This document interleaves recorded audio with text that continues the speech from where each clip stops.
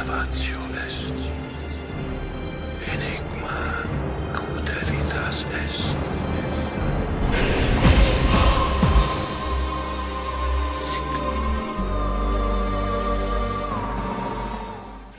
Welcome back, my fellow seekers. There was another discovery in Egypt. Archaeologists have discovered a well-preserved tomb of a royal priest and his family in Egypt, Egyptian authorities announced back on December 15, 2018.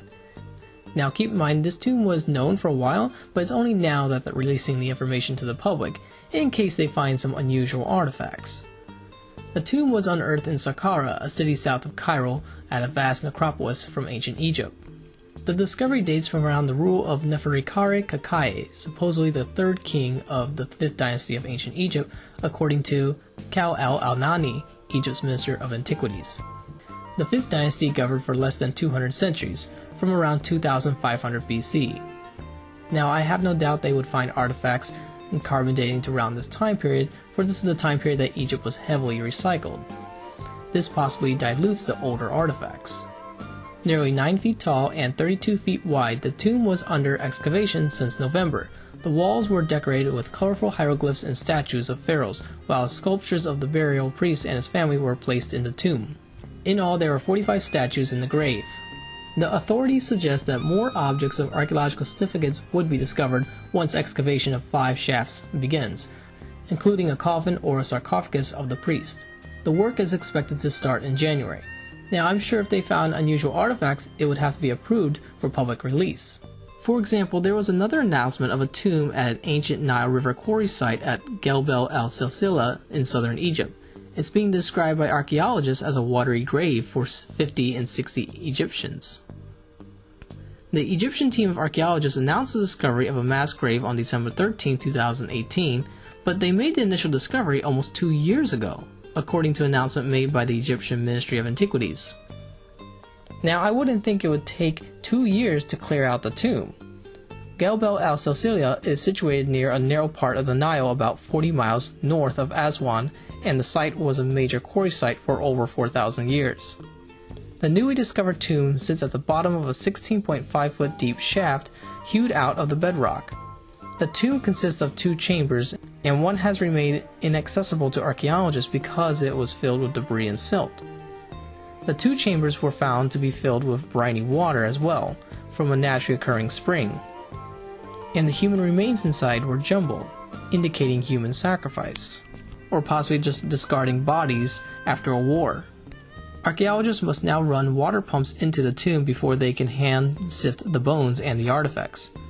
Now, the date of these bones in this shaft doesn't automatically indicate that that's the date of the shaft was created, but simply the last time it was used. So if they found any unusual skeletons in the shafts, it would have to be approved by the authorities. Like if they found a 12-foot long skeleton in a coffin, they might have some issues in releasing that evidence. They might have this attitude of it might be in the best interest of society for things like this to be forgotten, for it brings up the legend of giants told in North America and in the Middle East of the Nephilim.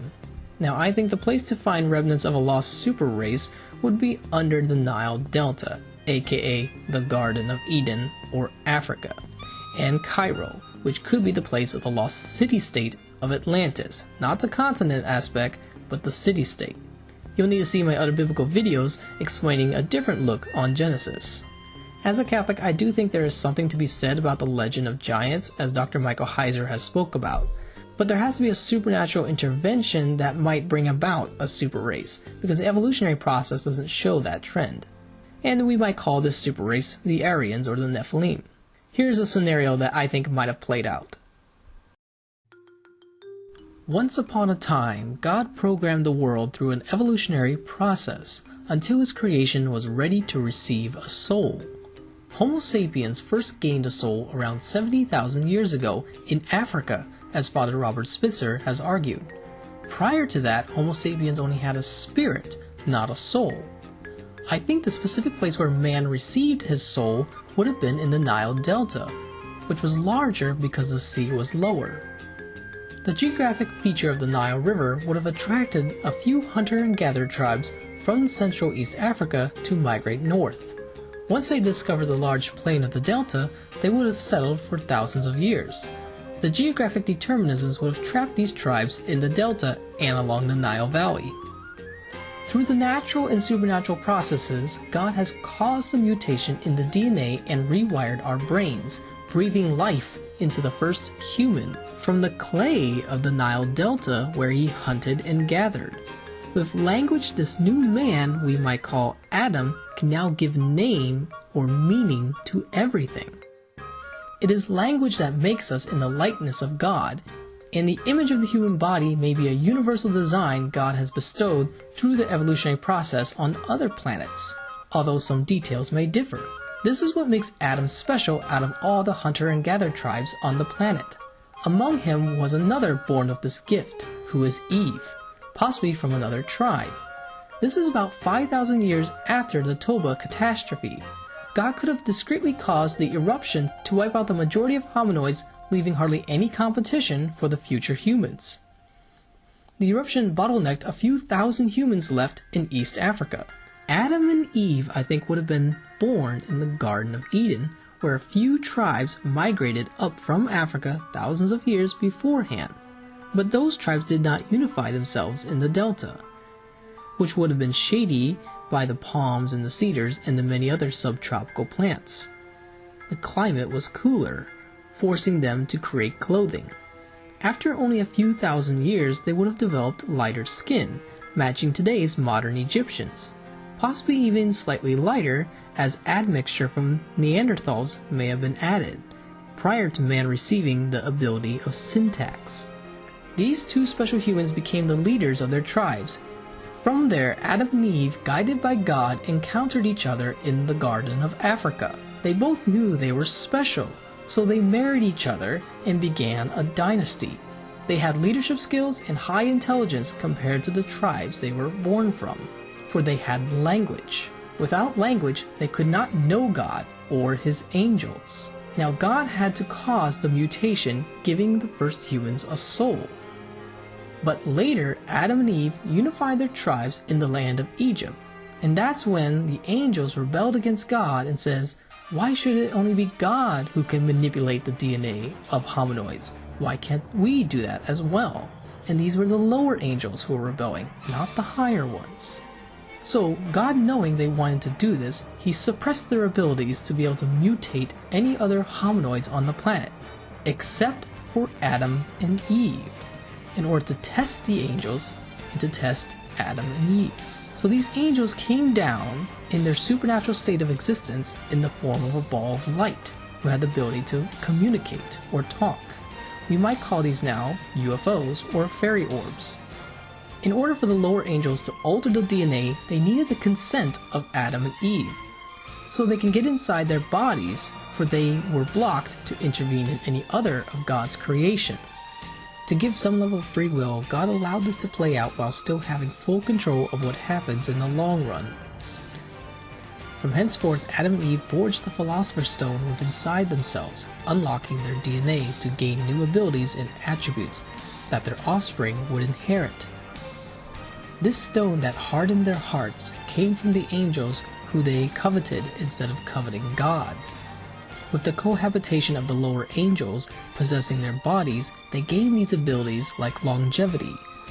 But it would be their offspring that would become the actual Nephilim, inheriting the attributes like high stature between 12 and 15 feet tall, and reddish to blonde hair with blue eyes and tan skin.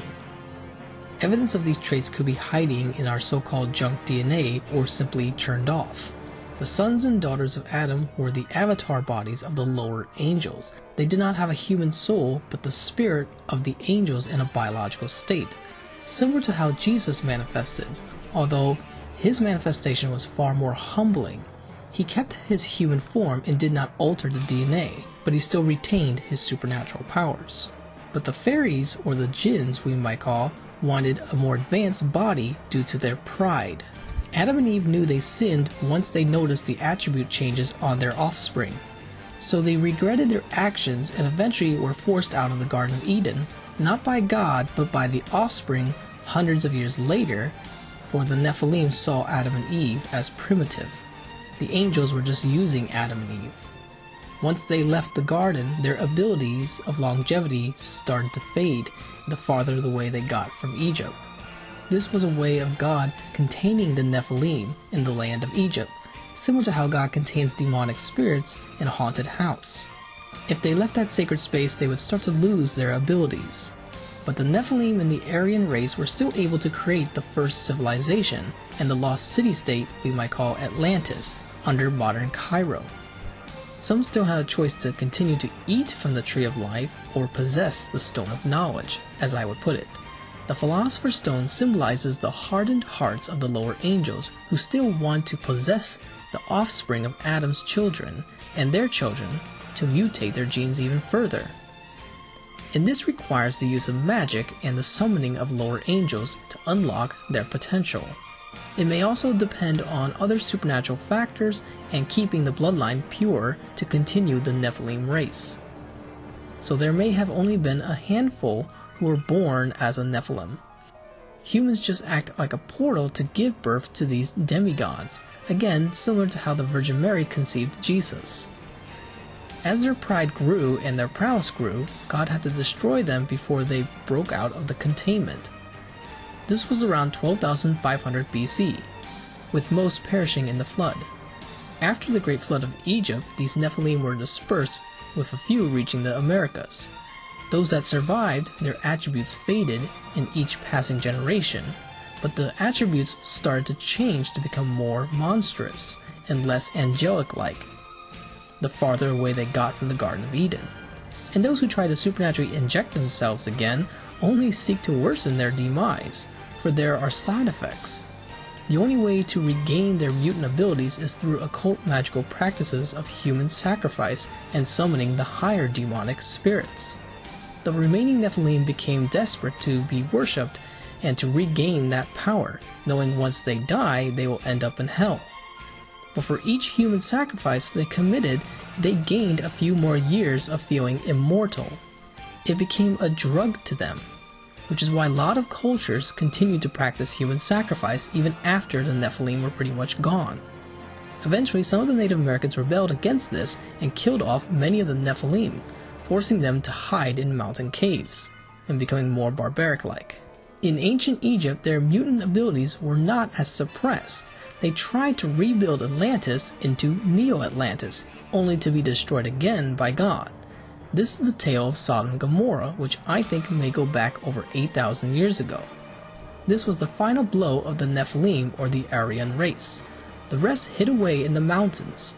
Possibly only a couple dozen now remain on the planet, which could explain the Kandahar giant case and some of the Bigfoot cases. Or some of these cases could simply be the apparition manifestation of these now demonic angels who are still trying to break back into our dimension and manifesting in monstrous form, but they are now being suppressed by heavenly angels. So these cases are extremely rare. When they do manage to break back in, they only can manifest for a few moments until they run out of energy and they have to recharge. This is kind of how the poltergeist phenomenon works. They are being suppressed thanks to God and his higher angels. But that limitation also depends on us, not just the higher angels, because we still have free will. We still have that original sin to try to summon them back. Now, as someone who studied architecture, let me make it clear, you don't need 15-foot tall giants to move megaliths. Even people that tall would have trouble moving a 100-ton block, let alone 600 tons.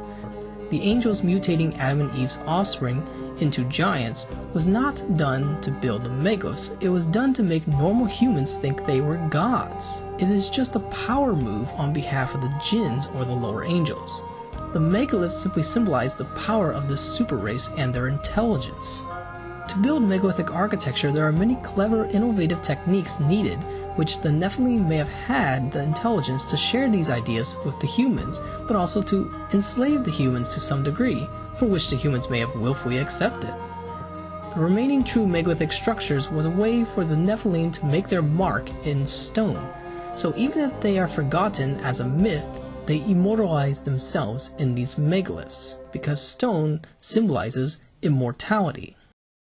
If human sacrifice was being offered to these Nephilim, I can understand why the Vatican may have destroyed some of the bones of these giants in South America, and why the Smithsonian may be covering up some of the evidence. It just might not be safe for the world to know that this is actually a reality.